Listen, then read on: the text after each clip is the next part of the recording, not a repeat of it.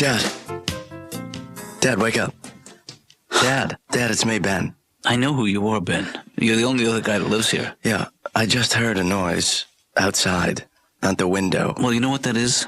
What? That's one of the millions of people that lives in the city. No, I'm telling you, I heard someone is trying to break in, I think. Yeah, you know what, Ben? You're probably having a bad dream. Dad, I'm telling you, I heard it like 4 times in a row. Just listen. Yeah. You never get it when you need it. Wait, I just heard something. Yeah. Yeah, do you hear that? Yeah, I heard it was metal on metal. Well, it sounds like someone's trying to, get the window lock open. First of all, are all our doors locked? Well, yeah, but it's the window that sounds like it's the problem. That's a good point. That's probably why they're using the window, because the doors are so locked. I don't want to die, Dad. Maybe we should call 911. Is that it? That's information. No, 411 is information. Okay, call 911. I'll call 411. Okay, but let me do all the talking. Well, maybe if you call... Wait a second, I think they're actually in the apartment. Wait 1 second. Oh, my God. Boy, I have no regrets about not owning anything of value. Dad, why are you talking so loud? I'm trying to discourage them from looking around. It's a good thing they haven't passed legislation about automatic weapons in the city. Man, it was a long, hard day on the police force today. You're not kidding. Woo! I'm gonna go to bed, Lieutenant. Oh, man. It's almost like it's pretend. Yeah. That we're wearing these uniforms for no reason. Just because we're crazy. Why do I sleep with my revolver on? Oh, my huge gun. Did that work? I don't think so. I don't think so. Let's make them some coffee. Let's just get robbed. Okay. The hell with it. Help yourselves! Take whatever you want! Just lock up when you're done. All right, Dad, Yeah. Now call 911.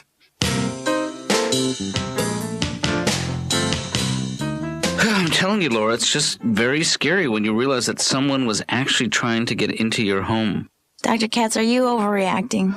No, I don't think I'm overreacting. I think I'm reacting. I think that somebody trying to break into your home. Did they break in? They weren't able to actually get in. Well, that's good. Yeah, but that's only because Ben and I acted with such speed and we were both so vigilant. No, what really happened? Ben woke me up at the middle of the night. He heard a noise. Dr. Katz, you've never been robbed? No, I've never been robbed in my entire life. Really? Yep. You seem like such an easy target. Thank you for saying that, but apparently I don't appear that way to the criminal community. Well, to me, it's just totally humiliating. The idea that they could have rifled through my personal belongings. Yeah, but they didn't. Yeah, I like that part. Doctor, I don't know very much about you at all. But I guess that's part of your... That's part of the whole therapy game. And I use the word game instead of scam. What, do you have a wife and kids? Well, you know what? My family's really off limits in this session. I see, sure. That's fine. What, do you have a son? You look like you have a son. I do have a son. Yeah, I can tell by the bags under your eyes. What's he? How old is he? How old's your son? He's grown. How old? He's 25 years old. So he's sleeping through the night, huh? Such a cute age. I don't know, my parents now, it's weird to watch them get old. Mm-hmm. My mom's, she's getting pathetic. How so? She's so embarrassing. We go to restaurants and they're calling everybody's name the other night, and every single name they call, my mother said, Lou, go find out if that was us. I said, you'll be able to tell when it's us, Mom. They'll use our name. Yeah. Of course, that's like a law of nature. The longer you wait for a table in a restaurant, the more everyone's name starts to sound alike. As the blood sugar level drops, your hearing becomes affected. After 45 minutes, they say, Clark, party of 4. Clark, right away, there are 15 people up there. Excuse me, did you just call Dombrowski? They're not listening. My dad's big on using everybody's name. He believes in making people feel important by using their name. So if someone comes up to our table at a restaurant, I'm Don, I'll be your waiter. Okay, Don. Hi, Don. Don, can we have warm butter? Don, you know what? I'm going to don my sweater. Don, see, I used it in another context. Yeah. But I guess I shouldn't make so much fun of my parents at this point. I'm a parent, too. I have 3 children, and it's just amazing. You have that first kid, and it's just magical. You think, oh, my gosh, that's the most important thing in the world. And then that second kid comes along, and you panic. You think, how am I going to love someone as much as I love that first one? And then, of course, the second child is born, and the truth is you love that second child almost as much as the first. It's really close. It's almost negligible. But, it's the first one's real special. Right. Third one is you hope the third one's easy to clean.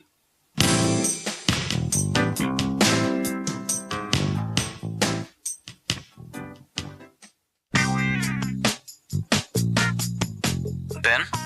Yeah, Dad. Are you on a secure phone? Am I on a secure phone? Yeah. Just want to make sure no one's listening to this conversation. There's a good chance I might not even listen to this conversation. Have you taken my advice to change the locks? I called the locksmith. I got the locks changed. Right. Then I called another locksmith and got them changed again. That's good thinking. Did you put on an extra deadbolt? There's 3 locks and a chain lock now. And what about bars on the windows? Well, Dad, I think that's going a little too far, don't you think? And I want to call a home security company. I want them to put in an alarm system. I'm only going to give the code to me and to you, and I'm not even sure I'm going to give it to you. But, Dad, I mean, honestly, even if the guy had gotten in, I think I overreacted last night. Yeah, when you wrestled me to the ground? Yeah. Well, I had to wrestle somebody. I was thinking today, Dad, that maybe the best thing we could do beyond locks and bars on the window would be get a pit bull. You know, that's not such a crazy idea. You know, because... maybe instead of a pit bull, we could just get a recording of one of those dogs barking. Because that way we wouldn't have to walk it. Yeah, that's true. And we wouldn't have to... Well, we'd still have to name it. You know, if we don't get a pit bull, though... Poodle? I wouldn't mind a hamster again. I know it won't help deter criminals, but they're so lovable. Hi, Dr. Katz. How are you? I'm okay. How are you, David? I'm okay. I'm a little anxious, a little harried. You know, one thing that I remember from the last session was I think it's kind of a bad sign when your therapist says that's a little bit more information than I wanted to know. Well, I think you misconstrued what I was saying when I said that. Well, that is what do you mean? That's what you said. Wait, how did you interpret that? That maybe I was giving you more information than you wanted to know? Yeah, that's what I meant. Oh. So you're the youngest of 5, if I'm not mistaken. No, I'm the oldest of 3, but... Well, being the oldest, David, has in many ways shaped who you are. Really? In what way? Many ways. Huh. Okay, noted. Oh, last week you started telling me about the new business before we ran out of time. It's called Dave's Classy Pizza. And how does that work? Oh, well, for like an extra $50, you get your pizza delivered to you in a limousine. Right. Yeah. And that's the tagline. It's limo fresh. And then, you know, a butler comes out and, your pizza, sir. You know, that's the Australian guy. And then the English guy's like, hello, governor.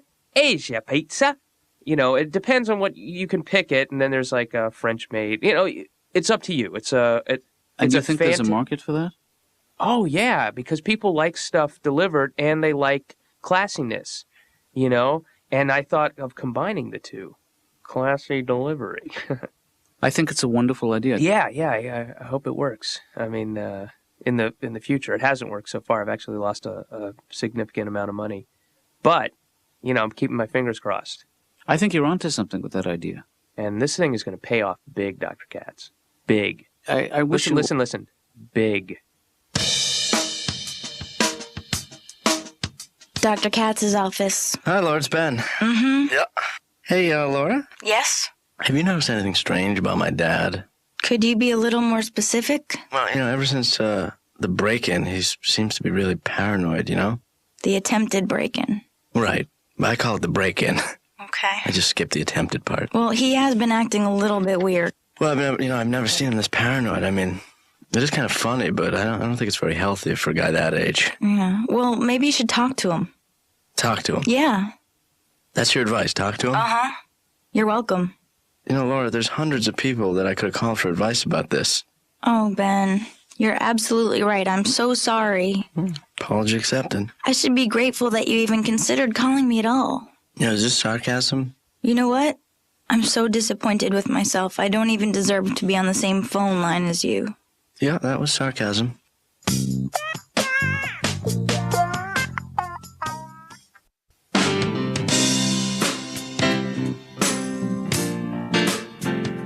Hey, Laura, let me ask you something.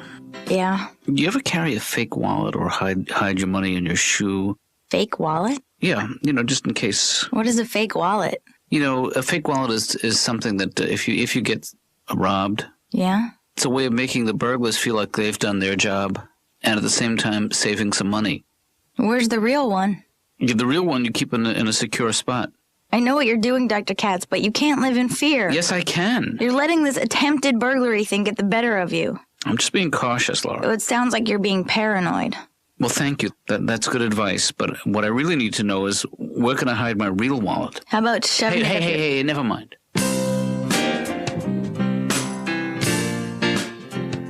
You know who I hate?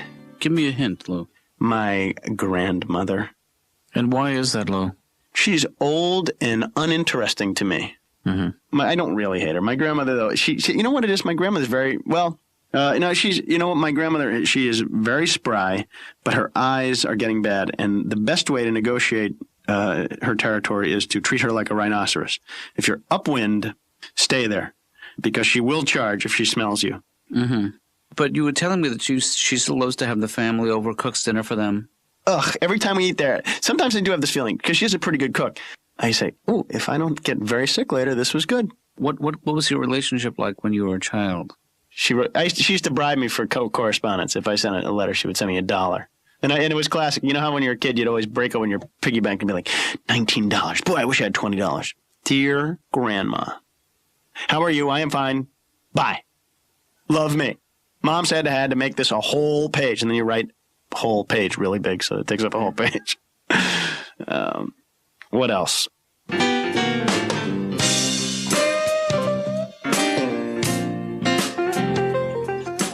Do you know that in this country, one home is broken into approximately every 15 minutes? So since I've been here, approximately one home has been broken into, which is not so bad. It's not bad. I have a neighbor who doesn't lock her door, and she doesn't do it because it just doesn't feel good. Mm-hmm. That's crazy. Yeah. What's her address? You've probably treated patients who've been victims of some kind of criminal act. So, I mean, how do you deal with that? What do you... No, I do treat people who were traumatized in some way. What would you say to them? Get over it. Did you actually see the guy? Well, it was like seeing him. I heard the tapping sound. When you hear this at 3 a.m, believe me, it's like seeing a guy with a mask. Ooh, did Ben see him? Ben heard a different sound. He heard like this. Maybe the guy was having coffee on the fire escape. Yeah. I can't believe I called 911 and they said it was a wrong number. How wrong can you be? Huh? Did you dial like NINE11? I mean, that might have been the problem. Okay, you win. You're the stupidest guy at the bar.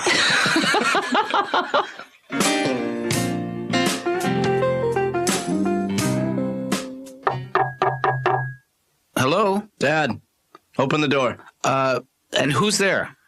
It's me. Let me ask you this then. If you're really who you claim to be, and who did you claim to be? Dad, it's me. Open the door. What's your mother's maiden name? I'll be back in an hour. Ben, did you get the sweet and sour pork like I asked you to? I did, yes. Anyone follow you? Dad, when are you going to relax? When this beer kicks in is when I'm going to relax. Oh, man, this is crazy. Dad, why don't we just sit and eat and, you know what? There's no possible way that we're going to get robbed again. I'm thinking about maybe moving to a gated community. See, that's the problem. You get paranoid about this, and then you can't live your life normally ever again. The cops suggested to me that it might be an inside job, so how well do you know me? I mean, it could have been you. It's possible. I'm thinking about getting a second peephole put in the door, waist high, just in case someone small comes calling. That's a good idea. For a minute, I thought you were going too far. Why don't we get a phone book and we can just keep the peephole we have? You're afraid of small people now. Is that it? Well, every scary movie I've ever seen involves a midget that kills. Like what? Name any movie. Midget killers?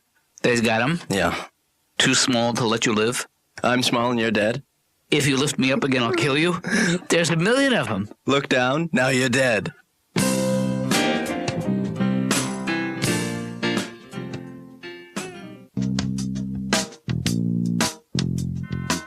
Dad, the attempted robbery was like a week ago. Yeah, look at this. They have 8 different kinds of pepper spray, Ben. Really? Yeah. Can you put it on food? I think. Yeah. Because I like the hot stuff. There's one with grounded pepper spray.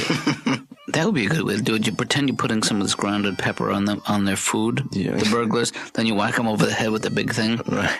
They have to have food in order for that to that's right. work. That's right. Well, we'll put out a spread. You know, Dad, I can't go on living like this. Maybe we should, go to the other side. You know what I mean? You're talking about starting a life of crime? Yeah, I think a life of crime would be rather romantic, don't you think, Dad? Well, what kind of criminal do you see yourself being? You know, you watch all those movies, like Butch Cassidy. Yeah, that's what I was thinking. I'd like to rob a stagecoach. You know, they still have those? No, that's my point. You know, we're already out of work. What do they use now to transport people back and forth? Airplanes. We should rob one. No, but you know what? I really want to be in a situation, though, Dad, where we pull a heist, and I get shot, right? Right. And then you have to take me to one of those guys who aren't really a doctor, but who could sew me up, like, across the border. A seamstress. Yeah, tailor. Right. You know, a guy who has to bring me in his back room with no anesthetic, give me a slug of liquor, and then sew me up, and then I'd die. All right, bad ending, but interesting life. Sure. Let's go to bed, and we'll leave the windows wide open. You got it. You're crazy. You know, as long as they're going to rob us, we might as well get some fresh air. Yeah, you feeling better now, though? Yeah. Why don't you give your old son a good night hug? All right? There Come you here. go. Get over here. I got you. Yeah? Okay, now put me down. All right, good. Okay. Now, what's this? Stole your wallet. Oh, man. You suck. Yeah, look inside that wallet. Wait, what? Fake wallet. Ah, you got me. When you're good, you're good.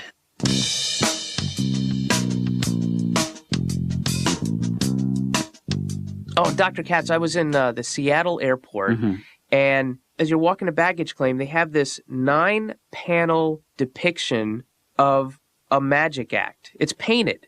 I mean, magic is already boring, live. You know, even if the guy's right there in front of you, you know, the most you're going to get is like, oh, wow, that is my card. Yeah, you did it. Yeah. But to paint a magic act, it didn't make any sense to me, but it works actually on some weird level. You do get emotionally invested in it because you start off and the first panel is, you know, this guy is dressed as a magician and he's got the disappearing box and you see his assistant, and then you progress down the wall there and you see that the guy gets in the box and there are no wires and he turns the box, and then the next panel is the box is being turned again, and then the very last panel is the box being opened up and the guy has disappeared. And you find yourself really fascinated, like, how did they do that? That's amazing. And you run back really quickly and you watch it again. You go, okay, yeah, there he's getting in, and clearly there are no wires and I don't see him. And then you get there and it's like, yeah, the guy's gone. He did it. So, Dr. Katz, I had a great Easter. And I was thinking, you know, it's celebrating the ascension of Jesus into heaven. Yeah. And I was wondering if, when Jesus was rising up to heaven, if you had grabbed onto his leg, could you go up to heaven? And you could be up in heaven. You'd be like the first guy in heaven. And Jesus, maybe he would like shake his leg, but if you had a firm grip, you'd be right up in heaven with Jesus, hanging with Jesus and God. And they, you know, walking on clouds, they couldn't let you go. You'd be up there. It'd be so neat. That's what I would have done had I been an apostle. You know, I was wondering when Jesus was ascending into heaven, do you think his ears popped? Good chance. Hey, but also, what if you were on the ground when Jesus was ascending, and then you suddenly remembered that he had your keys? That would have... Jesus! My keys! Throw down my keys, please! Jesus, listen! Before he's going too high. He's got my keys! My keys! My house keys! They're in your... Oh...